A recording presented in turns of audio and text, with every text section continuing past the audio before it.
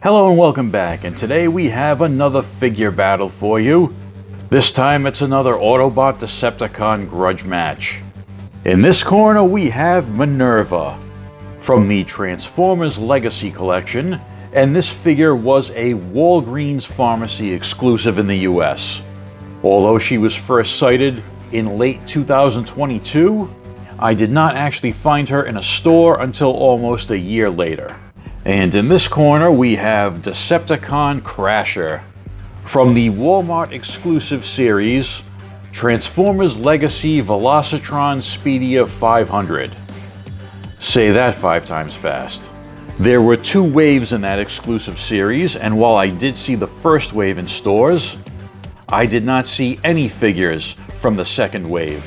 This Crasher figure was extremely hard to get, being sold out online almost immediately. But months later, she and the rest of her wave mates were showing up at the discount chain Ross. So really not a surprise there that Walmart mishandles their exclusives and they eventually end up at discount chains.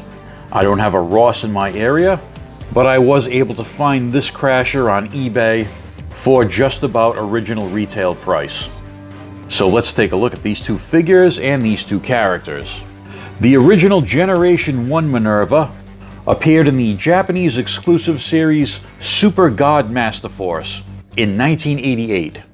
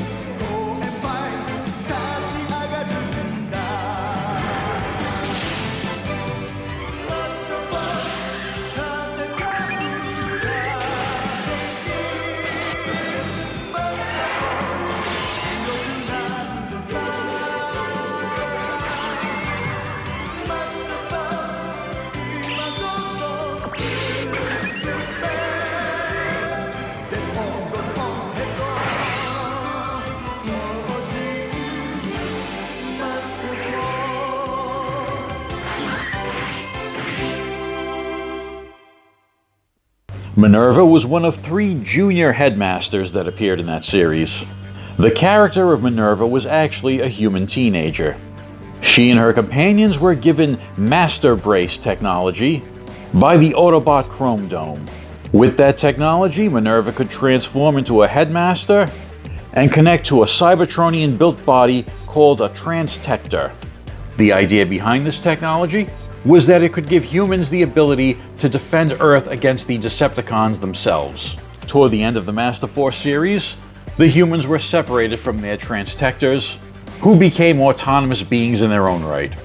The character of Minerva is best known as a medic, and hence her alt form is that of a rescue vehicle. The original Generation 1 Minerva toy was a recolor of the American release of Nightbeat. Or perhaps Nightbeat was a recolor of Minerva. It's really not clear because they were both released in 1988. Although the Nightbeat coloration was released in Japan as a mail-away exclusive alternate version of Minerva. This Legacy release is a recolor and retool of Legacy Alita 1. This Legacy version of Minerva is not a headmaster, although she does resemble the original headmaster toy in the head sculpt and the coloration, with her face being orange, and she has blue eyes. Primarily red and white color scheme with little splashes of blue. She comes with 2 weapons, black and translucent, and like most weapons that have been released with the Legacy characters, these do have the ability to combine and form a larger weapon. She's got all the articulation you'd come to expect in modern Transformers, full range of shoulder movement, bicep, elbow, wrist, waist, hips, knees, and head. Her feet are wide and flat, which is good because you'll need to balance her to get her posed, because she does have quite a backpack of vehicle mode kibble. So with that backpack, it is a little tricky to balance her, but you can get her into a few dynamic positions. I believe this is the first modern version of this character. The original Generation 1, being a Japanese exclusive, will cost you several $100s to get on the secondary market. When IDW was doing the Transformer comics, they re-envisioned Minerva as the medic for the Wreckers team. So I think that's where I'm going to put this Minerva. I'll put her in with the Wreckers display. Crasher, based not on a Transformer originally, but a GoBot, the main competitor of Transformers back in the early 1980s. You can imagine they're from another world, mighty robots disguised as mighty vehicles. You can pretend only you and the friendly GoBots can save the Earth from the enemy GoBots. You're trapped, Turbo. Leader, one to the rescue! They hide among us as earthly vehicles, but you can change them into robots, each sold separately. Take this, Psycho! Now who's trapped? GoBots. Leader 1, Turbo, and Psykill, each sold separately. New from Tonka. Tonka adopted the Japanese toy line Machine Robo by Bandai and released them as GoBots in the US. And as most Transformers historians know, GoBots hit the market first in America before Transformers. And even though they were much cheaper than Transformers most of the time, they did not achieve the success that Transformers did. The original GoBots line fizzled out around 1986 after the release of the Rock Lords, while Transformers lasted to 1990 before Generation 1 ended. In the early 1990s, Hasbro bought out Tonka and acquired all their IPs, including the GoBots. But of course, the original toys were made by Bandai, one of Takara's competitors in Japan, so Hasbro does not have access to those original molds, but every once in a while they'll throw a GoBots homage into the Transformers line. And this is actually the second homage done of GoBots Crasher. The first happened back in 2008, and that release was called Decepticon Fracture, because I guess they didn't have the rights to the name Crasher at that time. That toy was a redeco of a previously released Mirage mold, as is this one. This is a redeco of the Mirage released in the Transformers Kingdom line. And this redeco takes inspiration from both the original Tonka GoBot and the previous Fracture release. So much like the Minerva we just looked at, she has a uniform color scheme, except for the face. In this case, Crasher's face is pink with some yellow eyes. And she's got that nice bold black, white, and red deco with the big 01 on her chest. Crasher comes with two rifles, a little bigger than the ones that came with Minerva, but these do not have the ability to combine.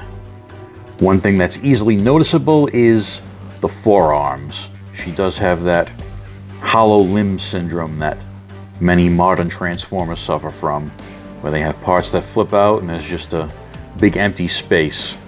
In this case, that's where her fists hide when she's in vehicle mode, and there are no panels or anything to cover that up.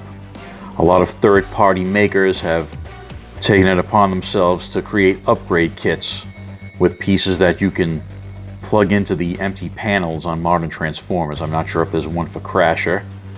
I'm really not into the third-party kit stuff, but it's possible there is. She also has a full range of articulation, shoulders, biceps, elbows. She cannot swivel her wrists like Minerva. They just flip in and out when she's in vehicle mode.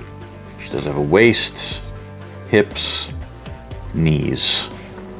And unlike Minerva, she does not have a big backpack of kibble on the back of her. So all the vehicle parts fold in pretty efficiently to create her robot mode.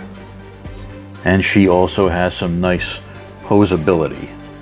One part I find lacking is in the face, and that is because of the character. If anybody remembers the original GoBots cartoon back in the 80s, Crasher was one of Psy-Kill's main henchmen, or henchwomen, henchperson, and she had a very expressive humanoid-like face, and she was always laughing maniacally at something.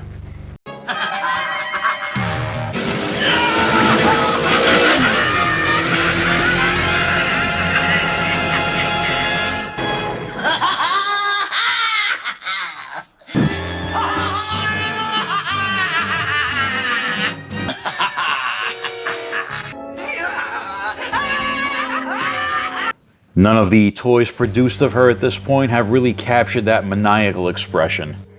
She's pretty much just got the standard robot face. Here we have the two ladies in vehicle mode, and Crasher's vehicle mode is a little bit longer than Minerva's. You can see the length difference there. This race car form for Crasher isn't quite what the original GoBot vehicle looked like, but I think it works. Obviously, it's a retool of Mirage, so much closer to his vehicle mode, but I think it still works for Crasher.